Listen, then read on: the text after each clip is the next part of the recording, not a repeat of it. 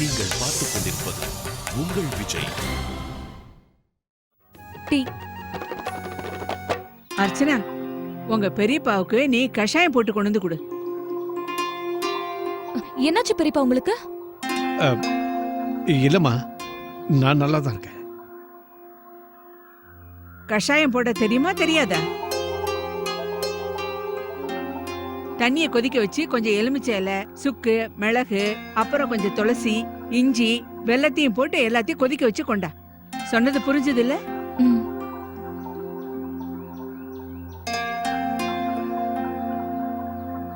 சீக்கிரம் கொண்டு வா. சரி. அர்ச்சனா, நீ போய் உங்க பெரியப்பாக்கு ஷால் கொண்டு வந்து கொடுமா. கஷாயம் நான் போட்டு கொண்டு வரேன்க்கா.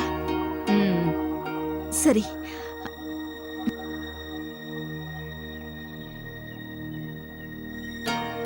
அர்ச்சனா, உடம்பு நல்லா ஆயிடுச்சா? இப்ப பரவாயில்ல பெரியப்பா. நேத்து நல்லா ரெஸ்ட் எடுத்தேன்ல. வேளா வேலைக்கு கரெக்டா சாப்பிடு. வணக்கம் அத்தை.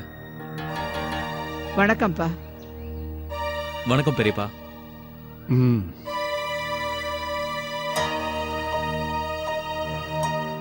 அர்ச்சனா, எனக்கு என்னோட கிரே சாக்ஸ் எடுத்துக்கூட.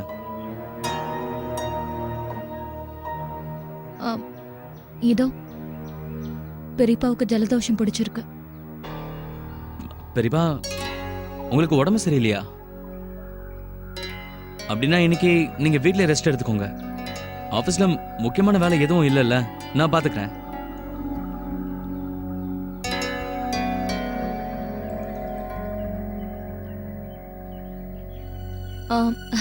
கார்த்திக், நீங்களும் இங்க எல்லாரோடையும் உட்காந்து டீ குடிங்களே. இல்ல, நான் அப்புறமா வந்து குடிக்கிறேன். இப்போ ஆபீஸ் கிளம்புற வேலையை பார்க்கணும். கார்த்திக், நீ உன் பெரியப்பா கிட்ட நீ கொஞ்ச நேரம் சும்மா இரு. போய் எனக்கு கஷாயம் கொண்டு வா.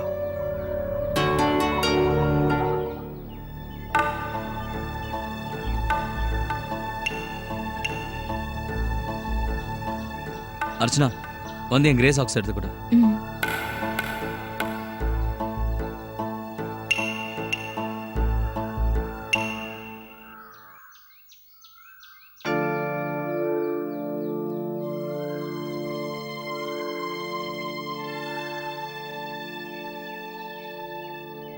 மா,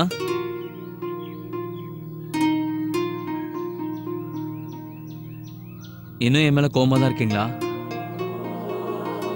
பெரியப்பாவுக்கு கஷாயம் கொடுக்க போயிட்டு இருக்கேன். அம்மா, இதை என்கிட்ட கொடுங்க, நான் கொண்டு போய் கொடுக்கறேன். வேண்டாமா, நானே கொண்டு போய் அம்மா கொடுக்கிறேன். பரவாயில்ல, கொடுங்க, நான் கொடுத்துட்டு வரேன்.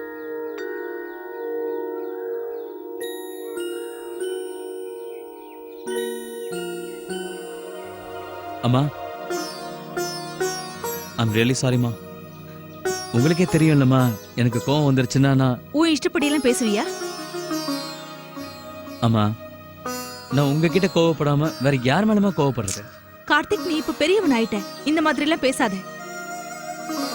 அது மட்டும் இல்ல, இப்பெல்லாம் உன் மனசுக்குள்ள ஆழமா பட்டுடுச்சு. எங்களை எல்லாம் சொந்தமா நினைக்கிறதே இல்ல. மூணாவது மனுஷங்களா பாக்குறேன். இல்லம்மா, அப்படிலாம் ஒண்ணும் இல்லம்மா. உங்களுக்கே நல்லா தெரியும் இல்லம்மா, அர்ச்சனாக்கு உடம்பு சரியில்லைல்ல, அவ ரொம்ப அனிமிக்கா இருக்காமா.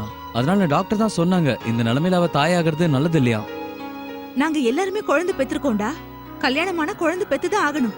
இது வரைக்கும் அர்ச்சனாவை நாங்க நல்லா பாத்துக்கிட்டோம், இனிமேலும் பாத்துக்குவோம். எது சரி எது தப்புன்னு நீ எங்களுக்கு புரிய வைக்க வேண்டாம். உனக்கு என்ன தோணுதோ நீ அதை பண்ணு. அம்மா, ஒரு நிமிஷமா. எல்லாரும் சாப்பிட வந்துருவாங்க, நீயும் வந்து சாப்பிடு. சரிங்கம்மா, நாங்க கிளம்புறோம். அண்ணா, இன்னைக்கு சாயங்காலம் மிஸ்டர் சங்கர் வீட்டுல பூஜைக்கு போகணும்ல? ஆமால, நீங்க எல்லாரும் ரெடியா இருங்க. பூஜைக்கு போகணும்னு போது எல்லாரும் கொஞ்சம் சீக்கிரமாவே புறப்படலாம். அது மட்டும் இல்ல, அவங்க வீடு இங்கிருந்து ரொம்ப தூரத்துல இருக்கு. திரும்பி வரத்துக்கும் லேட் ஆகும். மாப்பிள, நாங்க எல்லாரும் தயாரா தான் இருப்போம். நீங்க ஒண்ணும் கவலைப்படாதீங்க. விஸ்வநாதா, எனக்கு உடம்பு ரொம்ப முடியாம இருக்கு. நீங்க எல்லாரும் போயிட்டு வாங்க. என்ன சம்மந்தி நீங்க இப்ப திடீர்னு நீங்க போகலேனா நான் போய் அங்க என்ன பண்ண போறேன்? அது மட்டும் இல்ல, ரொம்ப நேரம் கழிச்சு வந்தா என்னால சரியா தூங்கவே முடியாது. ஐயா, வண்டி தயாரா இருக்குங்கய்யா. அம்மா, நீங்களும் எங்களோட வந்தீங்கன்னா எங்களுக்கு சந்தோஷமா இருக்கும், எல்லாரையும் சந்திச்ச மாதிரியும் இருக்கும். அதுவும் சரிதாம்மா. நீங்க ஏன் தனியா வீட்ல உட்காரணும் சொல்லுங்க? வந்தனா வேற அம்மா வீட்டுக்கு போயிட்டா, அப்புறம் சூர்யாவும் அவளை பார்த்துட்டு வீட்டுக்கு வரதுக்கு ரொம்ப லேட் ஆயிடும். அதனால என்ன ராதிகா, சம்பந்தியம்மா இருக்காங்கல்ல, நான் அவங்களோட பேசிக்கிட்டு இருக்கேன். அதோட தனமும் கோகிலாவும் இருக்காங்க, கூடவே ஜிம்மியும் இருக்குல்ல. பாட்டி நானும் இருக்கேன். உங்க எல்லாருக்கும் எதுவும் ஆகாம நான் பாத்துக்கிறேன். ஆஞ்சநேயர் மேல சத்தியமா. அப்போ சரி பாலா, சாயந்தரத்துக்கு மேல நீ இங்கே இரு. வீட்டுல உள்ளவங்களெல்லாம் பத்திரமா பாத்துக்கணும். சரிங்க. சாயங்காலம் நான் வண்டி எடுத்துட்டு வந்துடுறேண்ணா. இப்போ எங்களை ஆபீஸ்க்காவது கூட்டு போவே இல்லையா? நிச்சயமா மன்னிச்சிருங்கய்யா. வாங்க போலாம். சரி வரோம். சரிங்க. அர்ச்சனா, வெயில் வரும்போது இதையெல்லாம் எடுத்துட்டு போய் மொட்டை மாடியில வச்சிரு. சரி அத்தை. மொட்டை மாடியில நடுவுல வைக்கணும், புரியுதா? நல்லா பரப்பி விடன்னு மேல ஒரு மெல்லிசா துணியை போட்டு மூடி வச்சிரு. அப்பதான் தூசி மண்ணு பூச்சி எதுவும் படாது. ம். நல்லா இரு. இதே மாதிரி எல்லா வேலையும் நல்லா செய்யன. ம். அடடே நந்தினி, வா, என் பக்கத்துல வந்து உட்காரு. வாமா.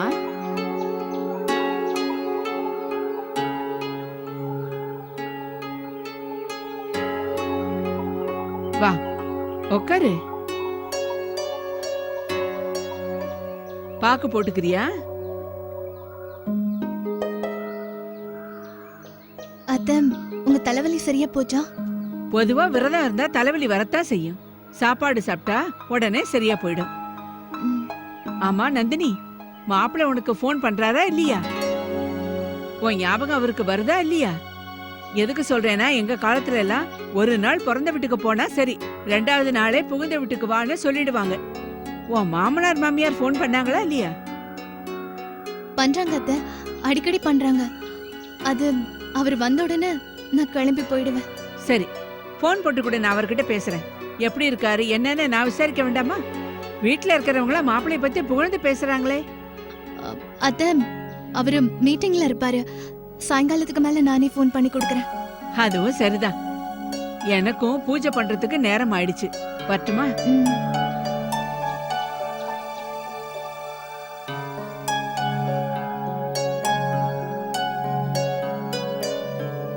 அர்ச்சனா, துணி போட்டா பத்தாது, 4 பக்கமும் கல்லு வைக்கணும். ம், சரிங்க அத்தை. நீ போய் கல் எடுத்துட்டு வா.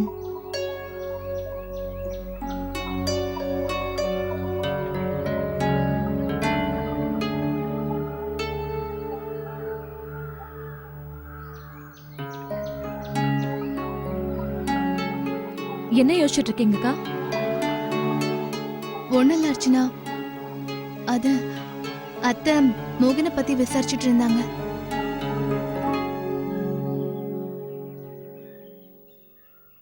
நீங்க அவர்கிட்ட பேசுனீங்களா?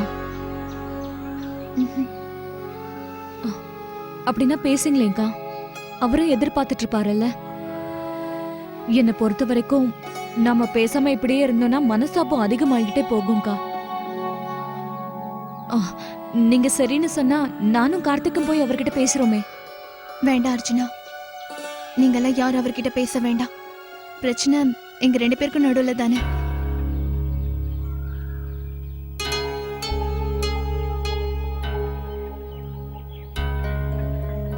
அடடே, என்னாச்சு? 2 பேரும் ஏன் திடீர்னு அமைதி ஆயிட்டீங்க? ஒண்ணும் இல்லம்மா, சும்மாதான்.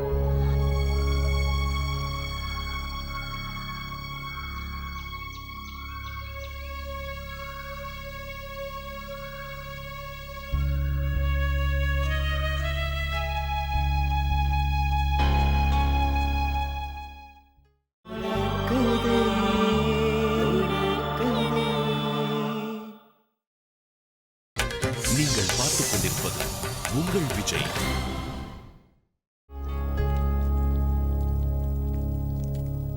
வந்துட்டீங்களாக்கா? நான் பெரியவருக்கு கஷாயம் அனுப்பி வச்சிட்டேன். உடம்ப விட அவருக்கு மனசுதான் சரியில்லை சாந்தி. ஏ, என்னாச்சு? கார்த்திக் காலையில அவங்க பெரியப்பாவோட உட்காந்து 2 வார்த்தை பேசி இருக்கலாம். நேத்து நடந்த விஷயத்துக்காக அவர்கிட்ட மன்னிப்பு கேட்டிருக்கணும். அக்கா, நீங்க சொல்றது சரிதான். ஆனா அவன் என்னோட அண்ணா அவன் மேல தப்பே இல்லாத மாதிரி பேசுறான். அது மட்டும் இல்லாம அவன் அவர்கிட்ட எதுவுமே பேசலையே, நம்ம மேல தானே கோவப்பட்டான். ஆனா அவங்க பெரியப்பா எதிர்பார்க்கிறாரு. இன்னைக்கு அவன் வந்து மன்னிப்பு கேட்பான்னு நினைச்சாரு. ஆனா அவன் சுத்தமா கண்டுக்கவே இல்லையே. ஏதாவது தப்பு பண்ணிட்டா அவர்கிட்ட வந்து அவன் பேசுவான் இல்லையா? நீங்க சொல்றதும் சரிதான்க்கா. பசங்க இப்பெல்லாம் அவங்க இஷ்டப்படி நடந்துக்க ஆரம்பிச்சிட்டாங்க. ஆனா நீங்க கவலைப்படாதீங்க, நான் போய் அவங்க கிட்ட பேசுறேன்.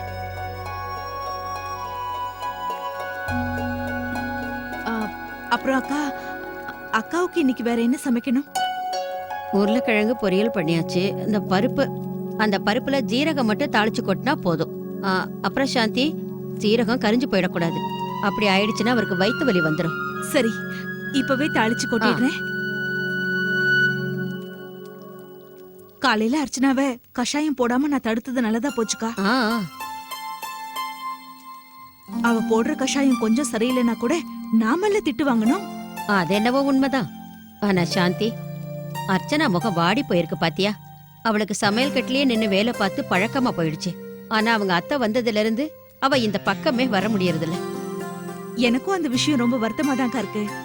இல்லனா அர்ச்சனா காலையில நமக்கு முன்னாடி கிச்சனுக்கு வந்துருவாள்ல, ஒவ்வொன்னும் நம்மள கேட்டு சந்தோஷமா வேலை செய்வா. ஆனா ஒரு பக்கம் இதுவும் நல்லதுதான், அவளுக்கு கொஞ்சம் ஓய்வு கிடைக்குதுல்ல. அக்கா போறதுக்குள்ள அர்ச்சனா உடம்பும் கொஞ்சம் தேறிடும். அதுக்கப்புறம் அவ இஷ்டப்படி எல்லாம் செஞ்சுக்கலாம். அம்மா, அத்தை பசிக்குதுன்னு சொல்றாங்க, சாப்பாடு கொண்டு வாங்க. இதோ ஆயிடுச்சு. அம்மா சாந்தி, நீ எல்லாத்தையும் ரெடி பண்ணி எடுத்துட்டு வா. நாங்க டேபிள கிளீன் பண்ணி வைக்கிறோம். வாங்கம்மா, நீங்க வாங்கம்மா.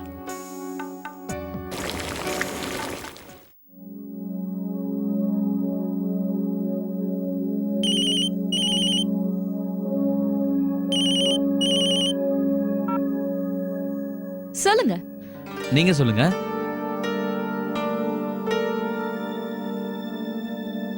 மாத்திரை சாப்பிட்டியா? சாப்பிட்டேன். நீங்க என்ன பண்ணிட்டு இருக்கீங்க? ஒண்ணும் பண்ணல, உங்ககிட்ட தான் பேசிட்டு இருக்கேன். சரி, நீ சொல்லு, நீ என்ன பண்ணிட்டு இருக்க? ஒன்னும் இல்ல. இப்பெல்லாம் எனக்கு நிறைய வேலையும் கிடையாது இல்ல. அம்மாவும் பெரியமாவும் கிச்சன் வேலையை பாத்துக்கறாங்க. மத்த வேலையெல்லாம் குமுதா பாத்துக்கறா. நல்லது தானே. உனக்கு இப்ப தேவை ரெஸ்ட் மட்டும்தான். நீ அந்த வேலையை ஒழுங்கா பாரு. சரி, ஆனா அப்புறம் நீங்க சீக்கிரமா வீட்டுக்கு வந்துருங்க. வேலை முடிஞ்ச உடனே நேரா வீட்டுக்கு வந்துடுறேன். ஓகே, பாய். பாய்.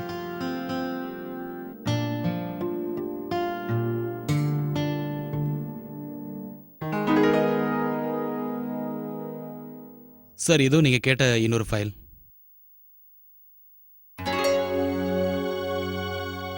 நமக்கு எப்படி இந்த அளவுக்கு நஷ்டம் ஏற்படுதுன்னு எனக்கு சுத்தமா புரியலையே. இந்த வருஷம் கம்பெனிக்கு ப்ராஃபிட் வந்திருக்கு, ஆனா இந்த ஷீட் லாஸ் மட்டும் தானே காட்டுது. சார், நீங்க மகன் சார்ட்ட கேளுங்க, அவர் தான் இதெல்லாம் ப்ரிப்பேர் பண்ணாரு.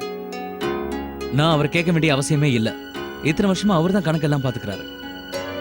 நானே ஒரு தடவை இந்த ஷீட்ஸ் எல்லாம் செக் பண்றேன். Okay sir.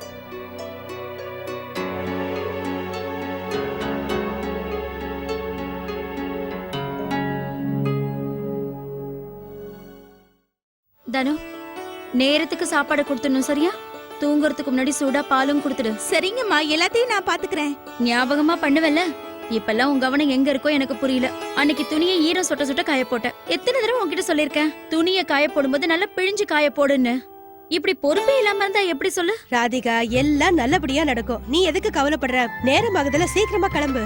அம்மா, கவலைப்படாம என்ன பண்றது? நீங்க எல்லாரும் தனியா இருக்கீங்களே. ஆமாம்மா, நீங்க எல்லாம் கூட வந்தீங்கன்னா நல்லா இருக்கும். இத பாரு சுகன்யா, நாங்க ஒண்ணு குழந்தைங்க இல்ல. சம்பந்தி அம்மாவோட உட்கார்ந்து பேச ஆரம்பிச்சா எனக்கு நேரம் போறதே தெரியாது. நீங்க சீக்கிரம் புறப்படுங்க, நேரம் ஆகுது. சரிம்மா. ஹாய் அம்மா, நம்ம ஜிம்மிய கூட கூட்டிட்டு போகலாமா?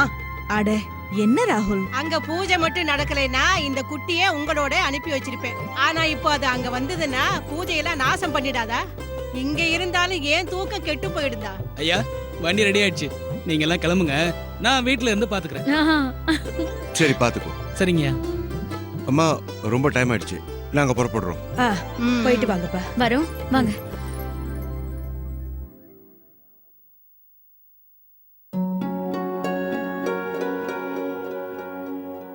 எனக்கு பருப்பு சாம்பார் வந்தாச்சா? ரொம்ப பசி எடுக்குது.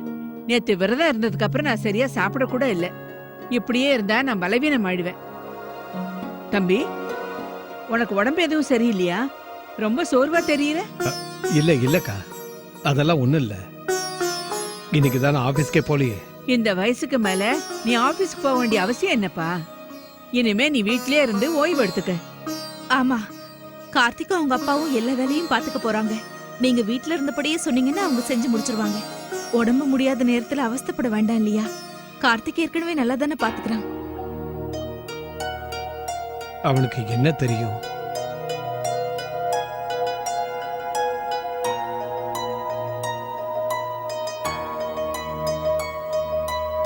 நீங்களும் என்ன வயசானவன் நினைக்காதீங்க. எவ்வளவு வேலை வேணாலும் இழுத்து போட்டு செய்யற தெம்பு இருக்கு. தம்பி முதல்ல சாப்பிடு, நல்லா சாப்பிடு.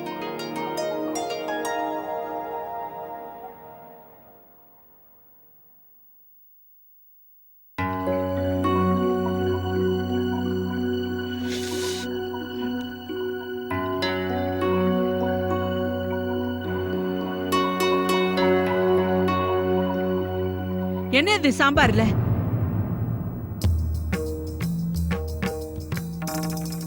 ஜீரகம் தீஞ்சு போன மாதிரி இருக்கு. யார் இப்படி தீய வச்சது?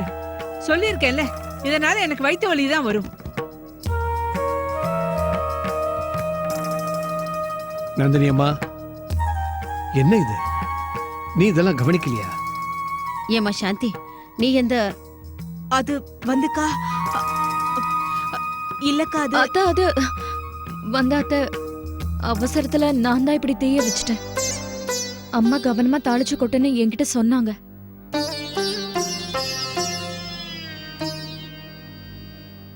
அப்பவே நினைச்சேன். ஏமா சாந்தி, நீ எப்படி எனக்கு ஆசாசியா சமைச்சு கொடுப்ப? உன்னோட அலட்சியம் தானே எல்லாம். இந்த காலத்து பொண்ணுங்களே இப்படிதான். எல்லா விஷயத்திலயும் என்னதான் அவசரமோ. வீட்டு வேலைகளை சரியா கவனிக்கிறதே இல்ல. தெரியாம தப்பு பண்ணிட்டேன், என்ன மன்னிச்சிடுங்க. நான் சரியா கவனிக்கவே இல்ல. கொடுங்க, நான் இதை கொண்டு போய் சரி பண்ணி கொண்டு வரேன்.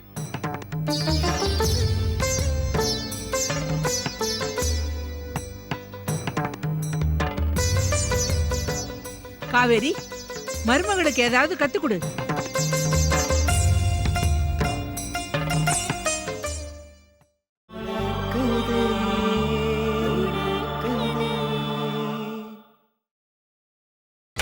நீங்கள் பார்த்துக் கொண்டிருப்பது உங்கள் விஜய்.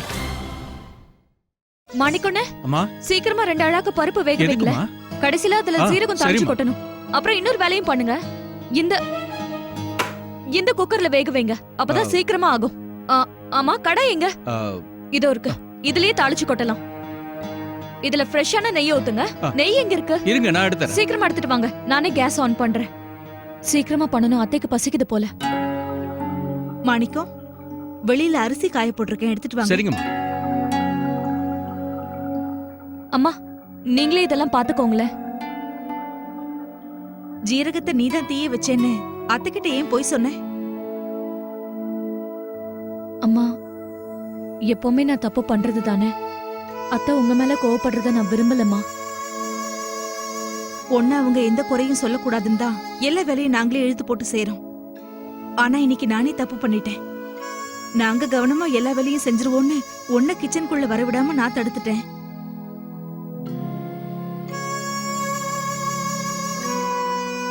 உனக்கு ரொம்ப வருத்தமா இருக்குல்ல அர்ச்சனா? தேவையில்லாம இப்படி பண்ணிட்டேன். நான் இந்த மாதிரி எல்லாம் செஞ்சிருக்கவே கூடாது. மனுஷனா இருந்தா தப்பு பண்றது சகஜம் தானே. இனிமே வேண்டாம். உன்னோட சமையல் கட்ட நீயே பாத்துக்கோ.